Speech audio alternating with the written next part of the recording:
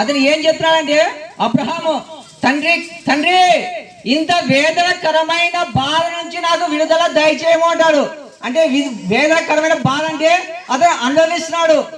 అతను తండ్రి అయిన అబ్రహామా నా యందు కనికరపడి తన వేలి కొనను నీటిలో ముంచి నా నాలుకను చల్లార్చుటకు లాజరును పంపుము. నేను ఈ అగ్ని జ్వాలలలో యాతన పడుచున్నానని కేకలు వేసి చెప్పినట. ఏ విధంగా చెప్పాడు? నరకంలో ఎంత బాధ ఉంటుందంటే అగ్ని జ్వాలలు. ఇక్కడ మన స్టవ్ మీద పెట్టే అగ్ని వేరు, అగ్ని జ్వాలలో ప్రదేశం వేరు. అగ్ని జ్వాలలో కేకలు వేస్తున్నాడు. ఏమని కేకలు వేస్తున్నాడు? తండ్రి అయిన అబ్రహామా.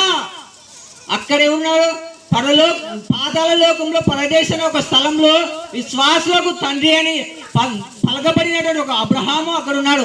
అతని దగ్గర ఎవరున్నారు?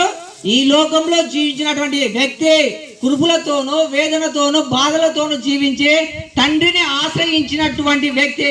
తండ్రి అంటే మన భూలోక సంబంధమైన తండ్రి కాదు, పరలోకమైన తండ్రిని ఆశ్రయించినందుకు అతను నెమ్మది పొందు స్థలంలోకి వెళ్ళాడు. కానీ ఈ లోకంలో జీవించినటువంటి వ్యక్తి ఎంతో ఆనందము. అతను ఎటువంటి వస్త్రంలో వేస్తున్నాడంటే, మొదటి 19వ వచనంలో చూసినట్టయితే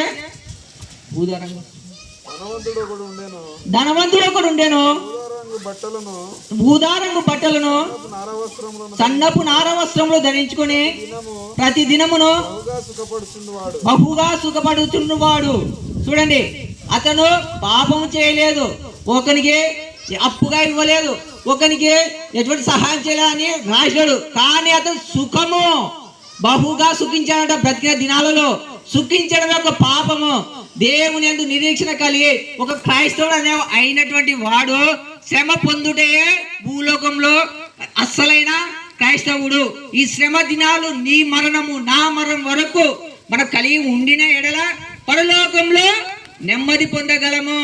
ఇహలోకంలో నెమ్మది పొందాలా, సంతోషించాలా, సంతోషం అనుభవించాలని మనం ఆలోచన కలిగి ఉంటే, ఇక్కడ ధనవంతుడైనటువంటి వ్యక్తి పాతాళంలో వెళ్ళి కేకలు వేస్తున్నాడు, తండ్రి అయిన అబ్రహామా.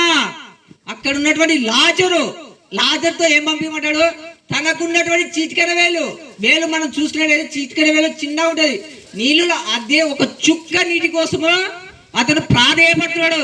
దేవునిగా ప్రాధేయపడింది. విశ్వాసం తండ్రి అయినటువంటి అబ్రహాము ప్రాధేయపడుతున్నాడు. తండ్రి అయిన అబ్రహామా, నాకు ఒక చుక్క నీటిని నా నోటి నాలుగు మీద ఏమంటున్నాడు. చూడండి, అగ్ని జ్వాలలో నీళ్ళుంటాయా అంటే నీళ్ళుండవు. ఇహలోకంలో మనకు కావాల్సినటువంటి కూల్ డ్రింక్స్ తాగుతాం, చల్లని వాటర్ తాగుతాం, ఇంకా నానాకరమైన పలు విధాలమైన వాటిని తాగుతాం. కానీ నరకంలో నీళ్లు ఉంటాయంటే నీళ్లు కూడా ఉండవు. నీ నాలుక ఎండిపోతున్నా, నీ నాలుక మడత ఉన్నా అక్కడి నుంచి నీళ్లు చుక్క వేసేటువంటి